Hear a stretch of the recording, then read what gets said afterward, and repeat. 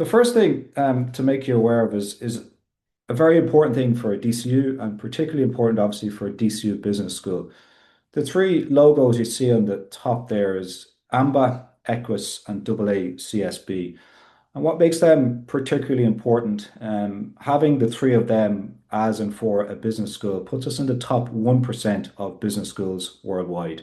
So for you, whether it's nationally or internationally, the recognition and global recognition of your executive MBA is truly respected, not just here in Ireland or in Europe, but very much across the globe. A little bit more about DCU, which you may not know. We're a relatively young university founded in 1980, now roughly 20,000 students. But what's extremely impressive is we're in the top 50 of under 50 years since founding universities globally. The Times Higher Education Rankings puts us in the top 350 universities globally. And in Ireland, we're the number one university for research output. Our tagline is the University of Enterprise. And if you've been on our campus or engaged with any of our programs previously, I think you will feel that and experience the culture of enterprise innovation within DCU. Also, on a side note, if you have never been to the campus, whether it's our Glasnevin campus to our Drumcondra campus, I'd encourage you to just go and live the experience of DCU, particularly the business school on our Glasnevin campus. This is the program. It's a 2-year program, so it would start in September 2026 and run for 2 years. And before I delve into some of these modules you see on the screen, it's 2 years, which I suppose for any of us sounds a very daunting, long period of time, but it's across academic terms. So, for example, it's 12 weeks starting in September through to Christmas, and then 12 weeks after that, the second semester. So it's 2 years, but it's two academic terms within those years, which is very manageable. And I'm sure some of our alumni and current students will share their perspectives towards the end. Some of the modules you'll find, all of our modules on this program have been informed by industry. So we are trying to ready you to be the executives of today, but also for tomorrow. We've invested a lot of time to understand what are the current needs of executives, but also what are the future needs of executives. And just to talk you through some of the modules you see on the screen. The first one on the left-hand side is innovation, entrepreneurship, and disruptive technologies. This module is taught with 3 professors across a semester. And you look at aspects like that. You look at the startup culture, you look at entrepreneurship, design thinking, for example, in an innovation capacity, and we look at the role of disruptive technologies. Another one then is leading people for positive change. Whether it's an MBA here in Ireland or an MBA in the US, wherever you explore your executive MBA, there are 2 pillars of every MBA. And the 2 pillars will always be leadership and strategy. They're fundamentally important because it's about you leading, understanding and leading yourself and understanding your leadership style. It's about you leading a team or a group of people in your organization, and it's you leading people in an organization. It could be in Ireland or it could be a global team you're part of. So it's very much that module focused on leading people for positive change. We've got sustainability and a strategic consulting project, which is a 2-year project where you will, as a group of consultants, work on a live project for organizations. They could be indigenous organizations. Some people in the past have worked with family firms. Some people have worked at multinational corporations. Some people have worked with organizations in the charitable sector. And they have a strategic dilemma, a strategic problem. It could be a new market entry. It could be digitalization. And you, as a group of consultants, would help and guide them. We look at strategy formulation and execution, and then we look at, and what Martha will speak about later on, is personal and ethical leadership. As you can imagine, in the last 2 to 3 years, the world has changed and the world of business has changed. So we do a lot around analytics, business intelligence, and artificial intelligence. One of the modules which our students thoroughly enjoy is the module on economics, finance, and accounting for decision makers. As I said, we're preparing you for executive positions. So it's for you to understand, for example, given the geopolitical situation, how does our economy look? Looking at the financial needs of the organization, and for you to be able to read a set of accounts You don't necessarily per se have to be an accountant to create the accounts. It's about the strategic decision. How can I look at a set of accounts? How can I interpret those accounts? And then how can I make a strategic decision for the organization? I'll talk to you a little bit in a second now about the enterprise engagement trips and experience. It's across 2 years, so it starts in September 2026. And these are the modules. As you can see, some of the modules are in year one, and then some of the modules pan across the 2 years. If you're looking at the screen, it obviously gives you the name of the module. It gives you the credits that the module commands, with a total of 90 credits across the 2 years. And then it's S1 is semester one or semester two. So some of the modules, for example, analytics and business intelligence, is the semester one, year one module, which would start in September and run through just before Christmas. Whereas some of the other modules, for example, if you look at the second one down, is personal and ethical leadership, is 5 credits in year one, semester one and two, and then 5 credits in year two. So that just gives you a little bit of flavor as to how the modules are broken out across the 2 years. We've an incredible addition to our program starting in September 2026. As I mentioned to you, one of the flagship aspects or the capstone modules on our Executive MBA is a strategic consulting project, which is 2 years, and you work on a live project for an organization that has a strategic challenge, dilemma, issue, whatever you want to call it. Albert Manifold is the gentleman you see on the screen in front of you. Albert is the current chairman of BP and the former CEO of CRH. CRH is obviously Ireland's largest organization, employing 65,000 people.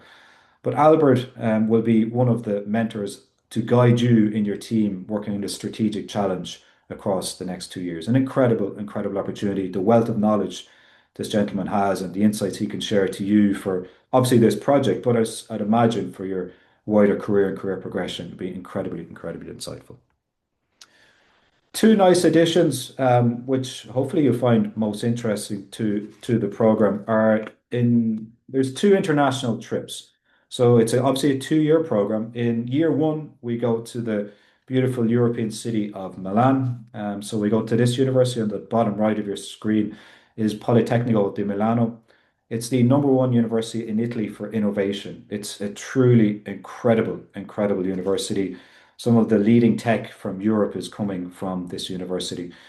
On that 3 day visit, we get to meet with firms in around the greater Milan region. We went with faculty in and on the program. And a nice edition of January just of this year, we went to the largest wind tunnel in Europe to see how the testing of cars, scale aeroplanes, scale football stadiums, to see how they're being produced. An incredible insight, on our students thoroughly, thoroughly enjoyed it. As you can see, here's some of the kind of the lived experience of the students in Milan in January of this year.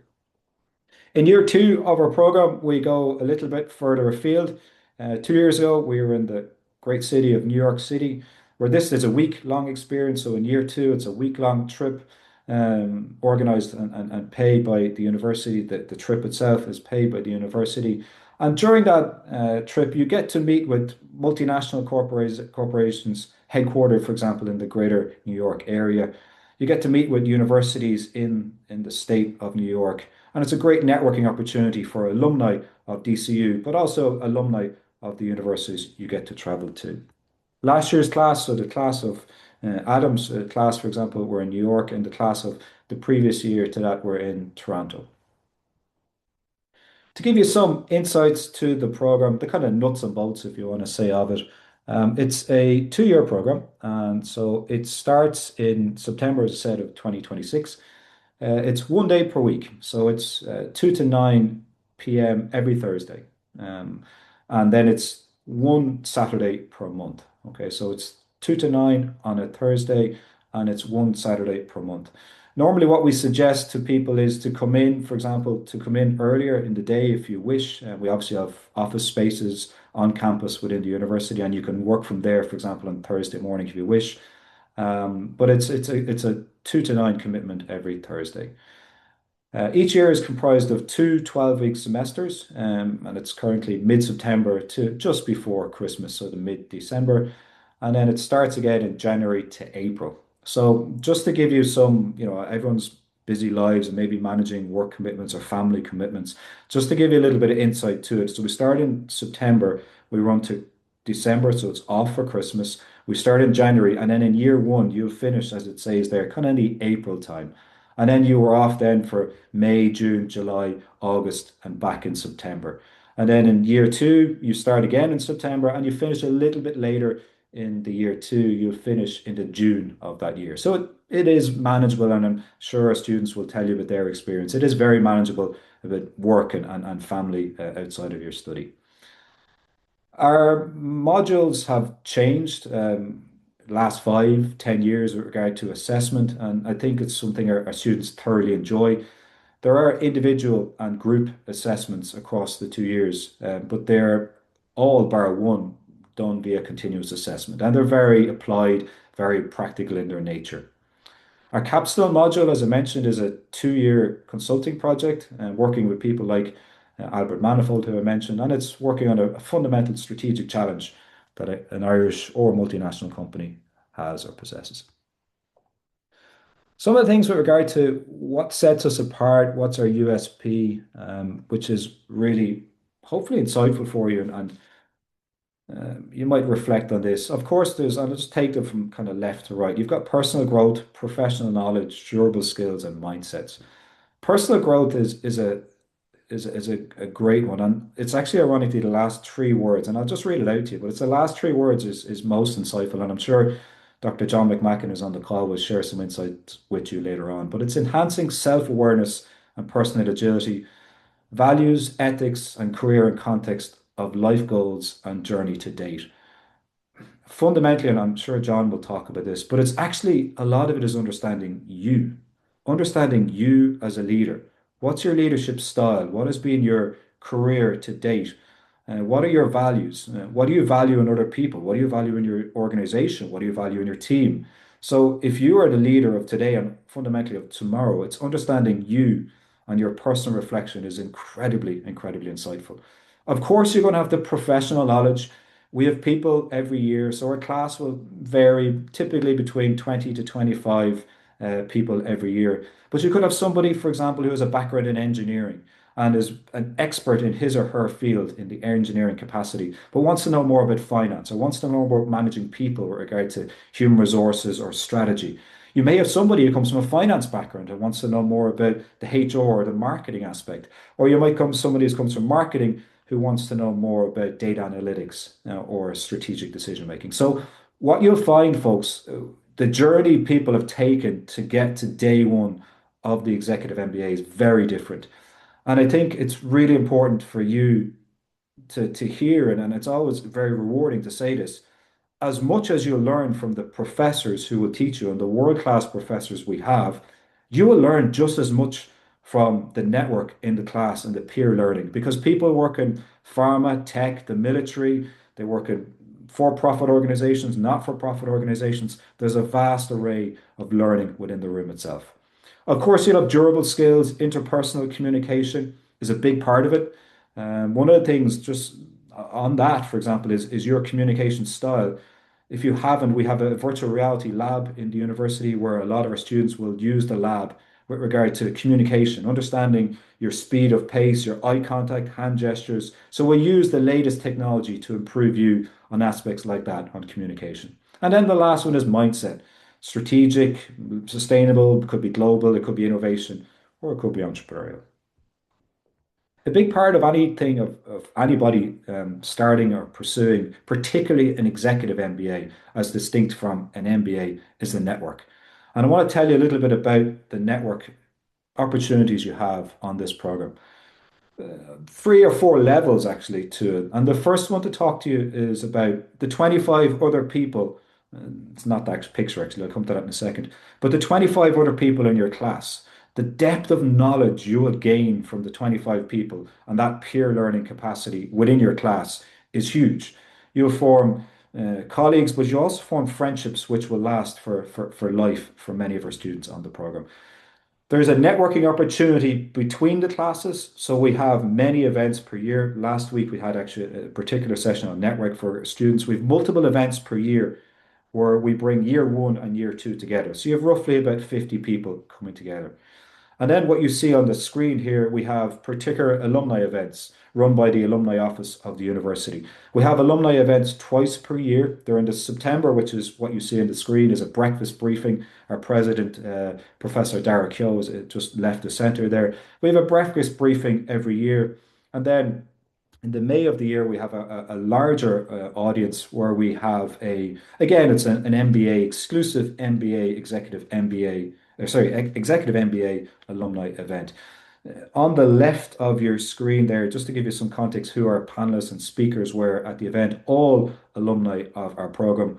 Anya Kerr, who you know from RTE. The second lady is Caoimhe de Barra, is the former CEO of Troca. Bernard Jackman is the former rugby player and coach. And then the final gentleman is Justin Kelly, who's the commissioner of An Garda Síochána. Another networking opportunity for you. This picture is of the MBA Association of Ireland, and the MBA Association of Ireland is as you would imagine, is a network of all of the universities across the island of Ireland, but north and south. They hold multiple events, multiple networking opportunities throughout the year, and you as a student within DCU are invited to those events. This picture here is actually taken at an incredible event, which again is happening next Friday, is a strategy day competition where the teams, for example, we have a team representing DCU, go up against all of the other universities across the island of Ireland on a strategy challenge. It's so much fun and an incredible networking opportunity. Folks, that's just a little bit about the program. Obviously, we can share the prospectus with you, the handbook with you later on, and I'm very happy to have in the Q&A answer any questions you might have. But I'm delighted to be joined by my colleagues, Dr. John McMacken and Dr. Marco Rocchi, to share their academic insights, their academic expertise with regard to the program. John, I'll come to you first. John is the former chair of the Executive MBA and has more than 25 years plus of executive education experience. John's particular expertise, and as one the students thoroughly enjoy, is about personal leadership. So, John, you might share some insights and perspectives with the auditorium, please. Yes, thanks very much, Eric. Yeah, and pleasure to be here. Thanks very much to yourself and Nuala for the invitation. I'm actually masquerading under my alter ego of Nuala Lonergan today, as you can see on the screen. So it's I hope that doesn't distract too much from what I've got to say. I've been heavily involved with the MBA for more than a decade now, really. I was director of executive education during that period. The MBA was part of our suite of executive programs. It's situated kind of independently in the school now. But prior to my current role, I was prior to Eric taking over as chair, I was the chair of the program for 3 years as well, and thoroughly enjoyed that and learned a lot from it. And I've also had the privilege of leading the last three US or North America, very careful, North America trips, two to New York and one to Toronto. And it's been a real pleasure. It gives you a chance to get to know, Adam would have been in New York with us, Grania was in Toronto. And so you get to know people in a really personal, interesting way. And some of which you try to forget, but it's not always easy.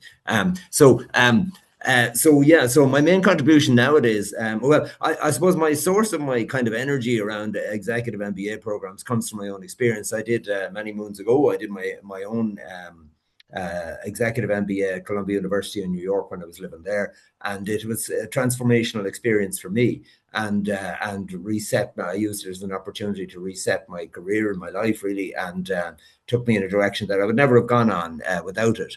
And that's not necessarily an outcome of an executive MBA, but it can be. And in any case, you may choose to recommit to your current journey, or you may choose to take off in a different direction. Either way, the experience of standing back from your life in a program like this is very valuable. And the primary vehicle by which we do that is the personal leadership module. So this is, as Eric mentioned, runs over the 2 years of the program. It's personal and ethical leadership. Marta will talk about the ethical piece in a moment.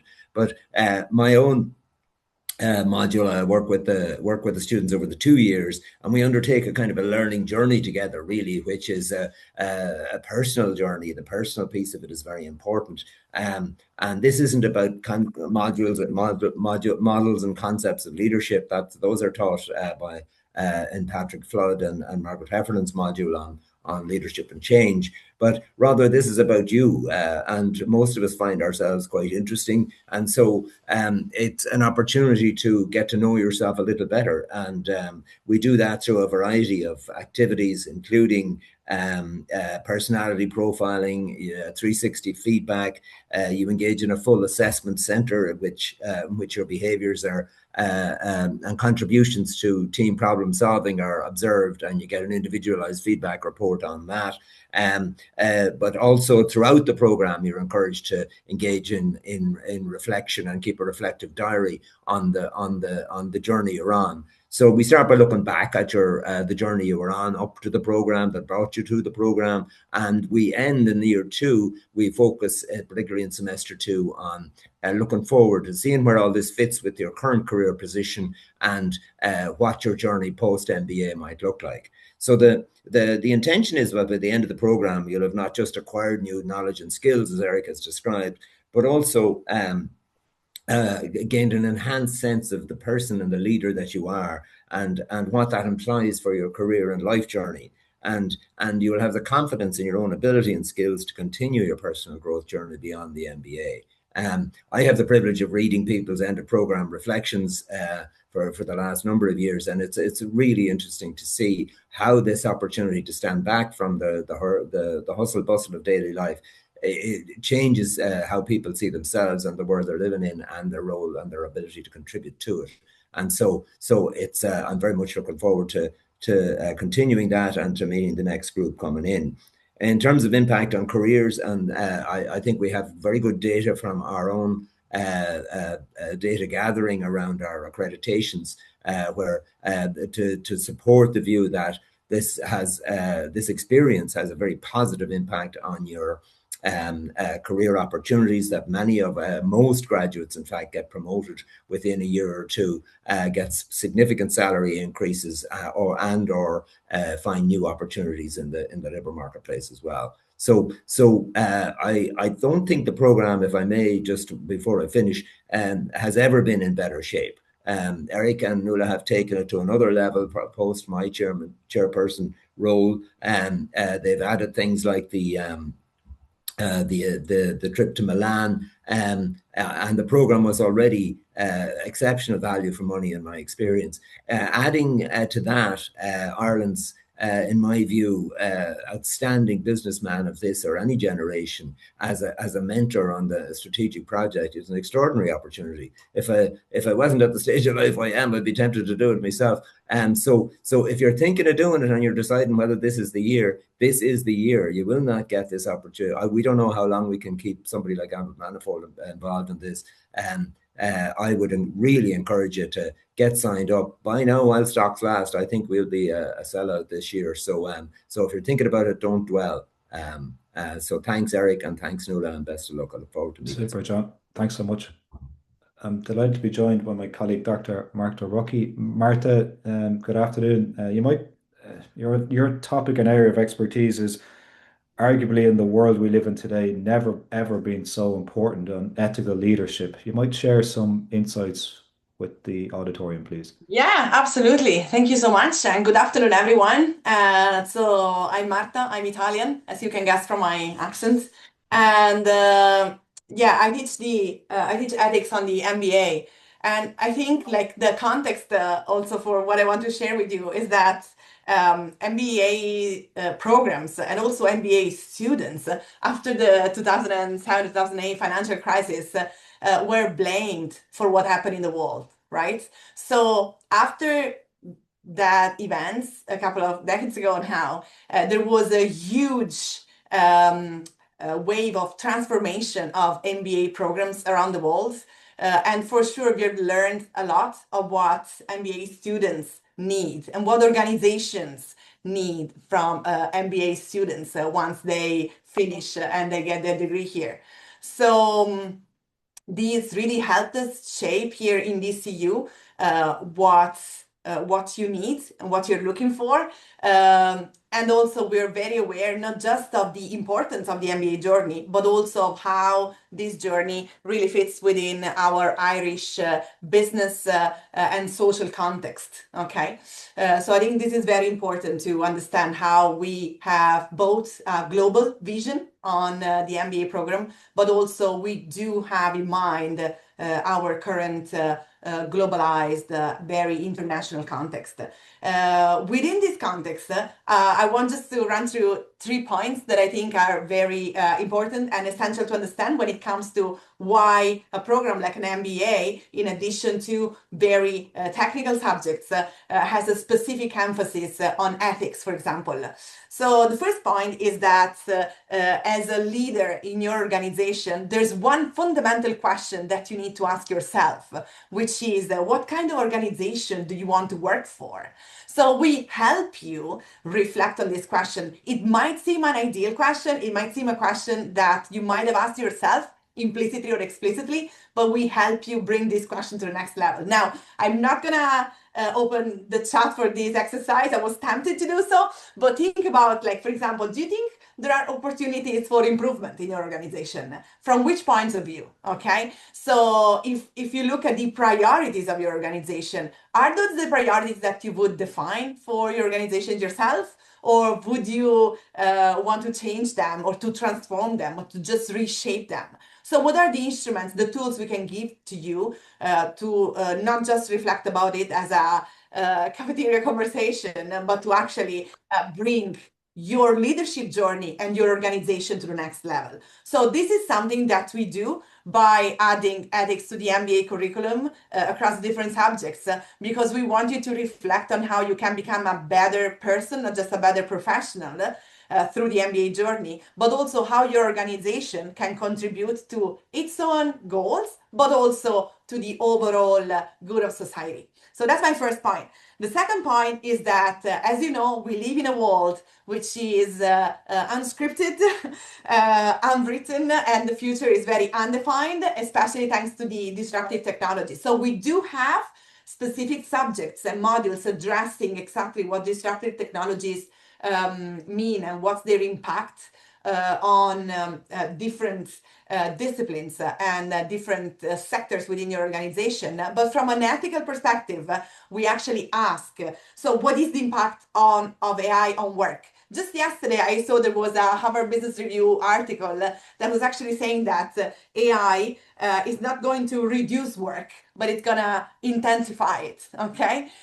So I think there's a lot of reflection there. And from the ethical perspective, we look at how intelligence from the technological perspective and wisdom from the human perspective, how they can work together so that we can make sure that in the age of AI, which I really think is the age of our character and our way of shaping ourselves and our organizations, how we can make this all work, and now we can have both knowledge, a critical view, and our own way of interpreting this. So that was my second point. So AI and ethics, and now they impact your organization, and how the MBA journey can contribute to your understanding of the current global scenario.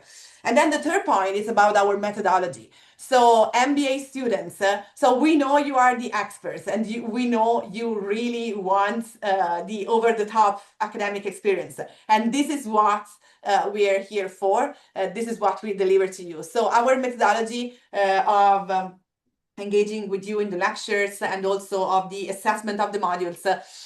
Yes, because you're going to be back to homeworks, which are actually a very good part of your MBA journey, okay? Because they help you grow and learn. So we have very innovative ways of helping and supporting your learning journey. So for example, we have a very good virtual reality lab that we actually use for our MBAs. We use a lot of case studies so that knowledge is not just theoretical. And I think we're also the point in which we have so many good alumni that we need to bring more their own case study to life during our classes. And yeah, I'm gonna get some of our students very soon on this. We do a lot of exercises. I think both Adam and Grania were in classes that we've taught. And so we do exercises very lively and to stimulate class conversation. People in an MBA, like students in an MBA class, are very interesting. As faculty members, we learn from you as much as you learn from us, even more, I think, because you really bring our modules and our disciplines to life, because you live what we help you categorize and shape and frame.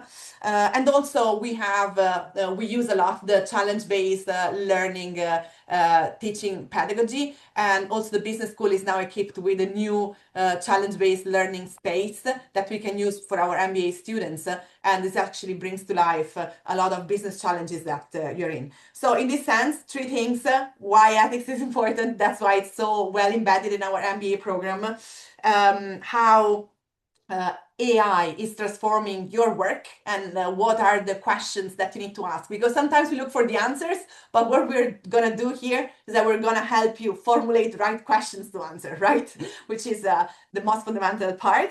And then our teaching pedagogies, which are very advanced, innovative, and will get you involved. So this is us, and this is the journey that we have prepared here for you in DCU. Thanks, Marta, Ken. thank you so much. And thank you to John for those faculty insights. Both Marta and John will be staying on. So if you have any questions you'd like to ask them specifically, you by all means, you can put it into the chat and we can explore it during the Q&A. But thank you to Marta and to John. The next section of our webinar this lunchtime is what we're titled the lived experience. And I'm delighted to have Adam Sherrard, who is an Executive MBA alumni of the class of 2025. And incredible achievement. Adam was the Dean's Honours List. So what the Dean's Honours List is, the top performing student of that year. So an incredible achievement. And he's going to share his experience in a few moments. I'm also joined by Grania Keneally, who is a current student. So Grania is in year 2 of the program and is a scholar in the sense that she's a Gaelic Players Scholar. The Gaelic Players Association, or GPA is collectively known, the GPA Scholar. So if you are from a GAA background, it might be worth exploring this GPA scholarship that they offer. But Adam and Grania, thank you so much for joining us this afternoon, and thank you for your time. I'm going to stop the sharing now, if that's okay. Adam, I might come to you first. I have a question for both of you, just to maybe set the scene for the audience. You might tell us, Adam, your role in your organization, and probably the question everyone would like to know is, why did you decide to do an executive MBA? Yeah, no problem. So nice to meet everybody. And as John said, I jumped at the opportunity. If you're thinking about joining this MBA program, I can't talk highly enough about it. Personal growth and what I got out of it. I'm happy to talk to anybody separate to this call. If I don't know if we're passing on contact details or in the Q&A. But my role in my organization, I work for a US company called Debo Nixdorf. And we provide hardware and software solutions to banking and retail industries. My role is an account director, so primarily focused on sales, relationships, and I have responsibility for full P&L, strategic growth, and relationship management across mainly our UK-based banks is my area of expertise at the moment.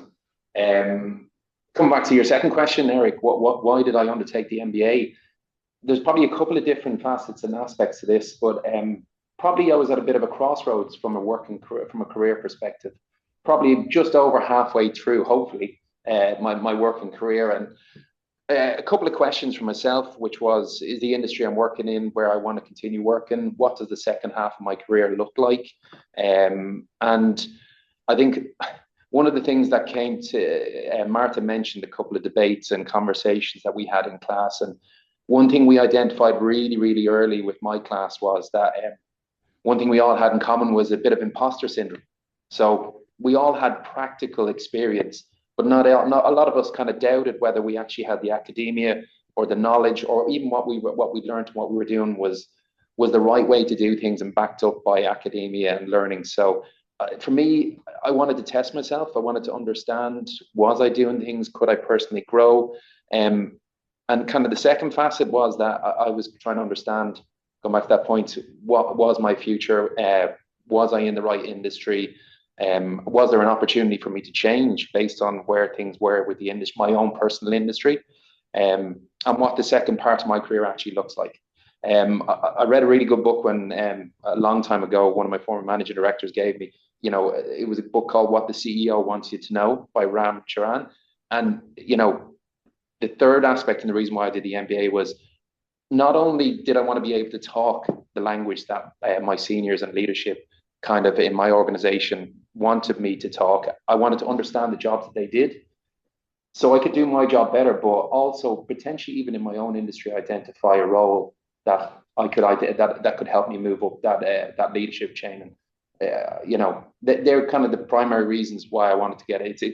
It's a wide gambit, but what I can safely say is that each one of those areas I've talked about has been addressed during the 2 years of the program, and even now, 6 months after my graduation, they're still being addressed. I'm still seeing the benefit of the program and realizing those goals. Super, Adam. Grania, I might come to you. You could work in a very different industry. You might tell us about your role, please, and why you decided to do an executive MBA. Yeah, thanks very much, Eric, and good afternoon, everyone. It's a pleasure to get to share my experiences with you today. So, as Eric said, I'm a current second year student on the DCU Executive MBA. So, hence, I'm still looking for a few brownie points with my last few assessments. So, I agreed to participate today. But yeah, Eric alluded to it there. My background is quite unique, and I think my backstory for an MBA student. Before I started the MBA, I did think it was unique, but I quickly realised when I met my classmates that maybe that wasn't the case. So professionally, I'm actually a senior officer in the Irish Defence Forces. So over my career, or the course of my career to date, I've been deployed both home and overseas, often in high-risk environments. So I suppose what that meant for me is that in my professional career, a lot of the education, the training, the instruction that I have done has been geared towards preparing me with the necessary military skills and competencies for the tactical and operational level that I would find myself deployed in both home and overseas. But so I think before I started the MBA, I'm glad to hear that Adam, who made the Dean's Honours list, had a similar feeling of imposter syndrome. But I suppose I was coming in and I was wondering, what do I have to offer a military officer coming from a public sector organisation with no experience in the private sector or the corporate world? And I suppose that imposter syndrome, I didn't know the type of work. I maybe didn't speak the business language, but to be honest, what I found as soon as I met my class group and got to know my classmates was that they all came from a very diverse range of backgrounds, and every one of those was on a different journey, bringing different attributes, different skills, and really having different expectations of what they wanted from the MBA. So we had people from private sector, public sector, not-for-profit, semi-state, and in a variety of roles, from the managing directors, CEOs, to your analysts, your engineers, your scientists. So really, I think what it highlighted to me was that DCU, it's not really about where you come from. It's more about rewarding how you engage in the program and the attributes that you actually bring to the program. And I think it's intentionally designed how it is to accommodate that diverse background of the students. So there was thankfully a clear turning point for me when I stopped thinking, do I belong here? And maybe wondered about what perspective I could actually bring here. So I suppose that leads on to why I pursued an executive MBA in the first place. Obviously, my professional career, I knew I had the skills, the competencies in the military area, but I suppose as has been referred to previously, the geopolitical situation, the wider world order, times are changing, and our industry is quite regimental and conservative and traditional, but we need to be more adaptive and agile. And I suppose I kind of wanted to get ahead of that curve, and I thought the executive MBA would put me on a great footing. And I'm very glad to say that it certainly has. The areas I've covered, they've given me a different perspective and a different scope that I think can help me maybe bring to the strategic level as I hope to progress through my career in the Defence Forces. Super, Grania. And I know we've had this conversation, like as much as you say your organization is very traditional and structured, there's people from other industries who maybe work in a less structured organization, but can learn, for example, about strategy and the depth and the planning that goes into like military maneuvers, for example, for your organization. So you can see how the peer learning aspect is a huge aspect to it. I'm going to open this to either yourself, Adam, or to Grania. people on the call and people listening to this recording have choice, and there's lots of universities across Dublin City. There's lots of universities across the Greater Leinster region, but you both decided to choose DCU. You might tell us a little bit about that decision, and yeah, fundamentally, why did you choose DCU? Adam, I might lead if you don't mind. Yeah, absolutely. Take it away. Yeah, thanks. So I suppose you actually touched on it there, Eric, in relation to the group work and the peer learning. For me, DCU, because of the face-to-face or the hybrid approach to the MBA, it gave real exposure and a real opportunity to do that peer learning, the group work, the networking. And obviously, we've already heard from Martin and John there. You also had that network of very enthusiastic and professional lecturers and professors as well that was working with you throughout the MBA. And what I found was that I thought DCU did it in a very structured, a very calculated way, that very early on, they kind of divided us into groups based on the Belbin team roles, so your team worker, your implementer. So it wasn't left to chance. In fairness to DCU, very little is left to chance. So it was planned out. And what we found was that we were put in groups that very much complemented each other, and the strengths and the skill sets that we brought. And I thought that was very important, particularly for someone like myself who was having doubts about going forward for the MBA in the first place. I had that reassurance and that support structure within my group to bounce off each other, and especially when it came to some of the more technical modules, maybe the analytics or the economics, finance.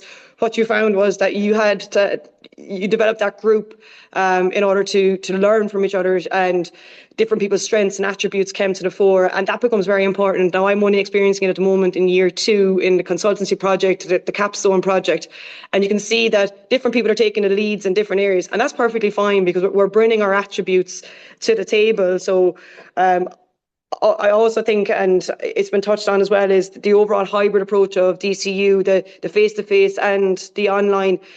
That is very achievable and it's very doable, and the schedule is shared well in advance, so you can try, although acknowledging everyone's situation is slightly different, but you can organise your 12-week block based on the days you're in and the days that you're online. And I mean, I have classmates travelling from Donegal, from Cork, but it's very doable for them because of the structure, and again, not left to chance. DCU putting the plans in place very early on for you. Super, Grania. So just to add to that, and thanks for mentioning it, Grania.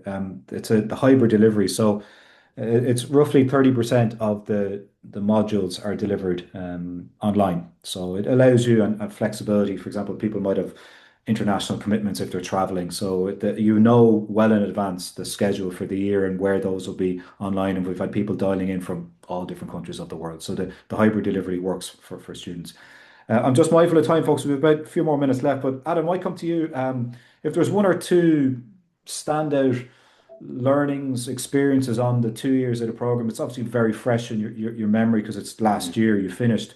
But if there was one or two things that stood out for you to say, listen, that was just career changing or almost life changing for you as a professional. Sorry, Yeah. Adam, before you start, just Eric, we have 2 questions in the chat. Okay. So Yeah. just because, so Adam, you go ahead, but let's make sure that we answer before 2 p.m. Okay. Thanks, Martha. Absolutely. Eric, just to come back to your question, it's difficult to actually pick in just a couple, but one of the key things, not just because John and Martha are on, but for me personally, I got a lot out of the personal reflection that we actually carried out in year 1 and year 2, just nearly kind of building your own personal brand and getting an understanding, Martha, not just because you're on the call, but crystallizing my own personal ethical framework was one of the key things that I got out. I've always had a way that I work and a way that I treat people and that I expect people to treat me. And going through that exercise, again, not just because you're on the call, but really helped to crystallize what I knew in my head and put down in words. And it's meant that that framework is something ethically that I've been able to kind of use to drive myself further and with more confidence. Whether that's conversations in a personal or professional basis. So I really got a lot out of that. The other thing, coming back to something that Grania said, is the agility of the course. Industry in the world changed over the 2 years of the course. And not just from the conversation that we had in class, but we were able to pivot on individual class based on personal experience or what was going on in the world. And even the curriculum and the classes that we were doing were able to pivot based on those practical and lived experiences. And that's one thing that DCU really, really brought to me, apart from the fact that at the time needed. The time worked for me, and the amount of I know there's some MBAs out there that the commitment is 2 days a week plus a Saturday. The balance and the volume of information that you get out of this course, I can't talk highly enough about. But yeah, sustainability, ESG, AI, just being a couple of examples of things that became really relevant to the world. And I was able to bring to my work and my professional career during the course of the actual MBA without having to wait till the end of it. So that agility was fantastic for me as well. But yeah, there's too much to talk about. Super. Thank you, Adam. Folks, I'm just going to, just in case I forget these questions. First question is the typical age of the student. So I don't know, maybe Eric, I Grant, you can might, cover that. We had yeah, people in please, my yeah. year from mid-20s to late 50s. That's the Okay. full spectrum. And, different lived and life experiences, which really feed into the debate and the experience. Like Martha said, it's not just all transmit in the classes. The best part of it is actually talking to your fellow classmates and learning about their practical and lived experience as well. Grania, how does it similar for your class? Yeah, very similar actually. Yeah, our age span will be similar age profiles, and again, as I said previously, it's all walks of life, and that's what the beauty is of it.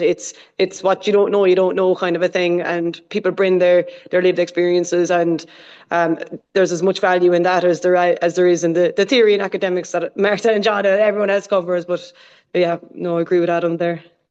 Then the next one, I'm happy to take this one, is just with regard to the office space. So yeah, there's ample amount of space. There's private meeting rooms in the business school, which you can use. So it's obviously a private room. And then we have the library, which is an incredible resource, and you can book private meeting rooms in there.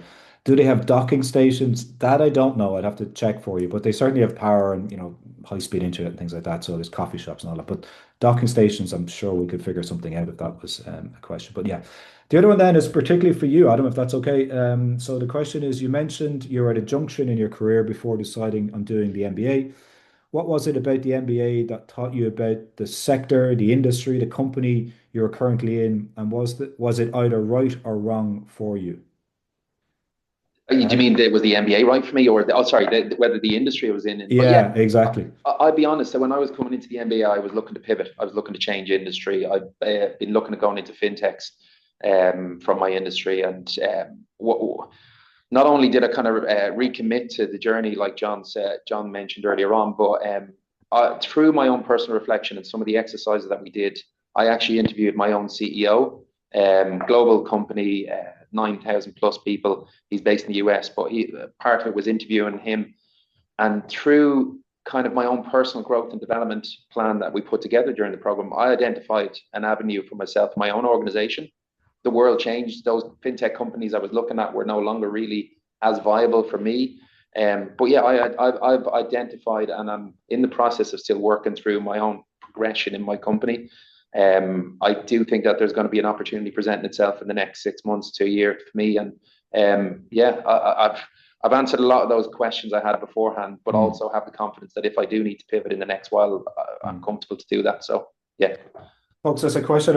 It's another question here, but I'll throw it out to either of you. Maybe both of you might share your experience. Everyone has obviously busy lives, but it's a commitment. Obviously, it's every Thursday and it's one Saturday per month, and can be up to kind of 10 hours of independent study outside of the lecture, for example, lectures on a Thursday. But tell us about work-life balance, whether it's managing work, whether managing family, managing sport, whatever. We all, and for you, for example, Grania, I looked to you, obviously, with regard to your organization and your commitments to serving the country fundamentally. Tell us about work-life balance and doing an executive MBA.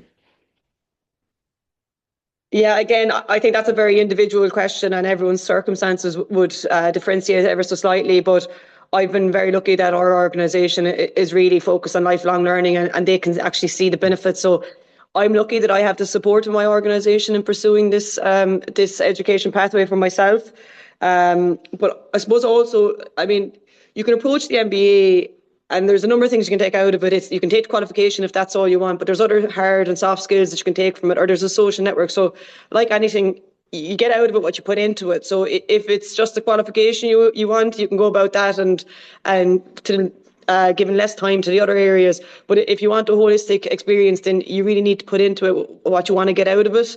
And that might transpire to be that in some modules that you get particularly interested in, you didn't know you were going to. So those hours of reading could become more, not because it's mandatory, but because you're actually finding yourself going into an area that you're very, very interested in. So again, it's all very individualized how people approach it, but ultimately you get out of it what you put into it. And I was very lucky to have a supportive organisation to help me with that.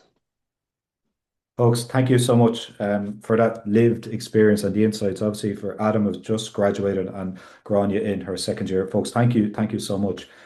Just before we finish, I'm just going to.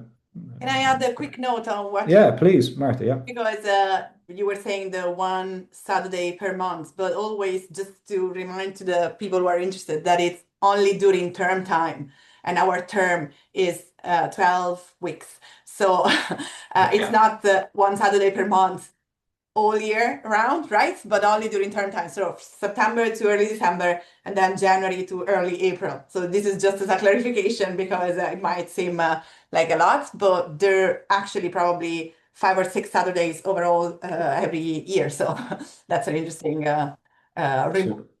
Thank you, Martha. Yeah, thanks for clarifying that. Folks, just to finish this out, the application process, obviously the DCU Executive MBA website, and then if you click on the how to apply, it's under the fees and requirements. And that just gives you all of the information with regard to the program, what the requirements are. The other thing, just briefly to mention, some people on it may not have either diploma or degree qualification. We do have a very comprehensive recognition of prior learning, or RPL. So that could be something for you to explore if you have many years of industry experience at, for example, management level, which could add to or replace a formal education, is something you could explore. If you have any queries, by all means, you can log on to the website. It's mba@dcu.ie, or my colleague, you could email Nuala Lonergan or myself, very happy to. Or if you want to come and see our campus, have a cup of coffee, just get a tour of the campus, very happy to do that. Nuala reminded me, she sent you an email on Monday, anyone who registered for the program. So if you want to follow up in response to that email, you can, if there's any questions you didn't want to ask during the last hour, you by all means you can. Either myself, Nuala, or any of the panel will come back to you. This is the class of 20 last September. This is their first day, their induction day. Great class. I brought them to Milan earlier in the year. So hopefully this might be you in September of 2026. Folks, we're just on time, so I hope you've enjoyed it. I hope you've taken something from it. I want to express my sincere thanks first to my colleagues, Dr. John McMacken and Dr. Martha Rocky, and then to Adam and to Grania there, sharing their lived experience. Folks, thank you so much for joining us this Wednesday lunchtime. That's it. I hope you've taken something from it, and we will see you in September for our Executive MBA program. Thank you very much. Thank you. Bye-bye. Thank you.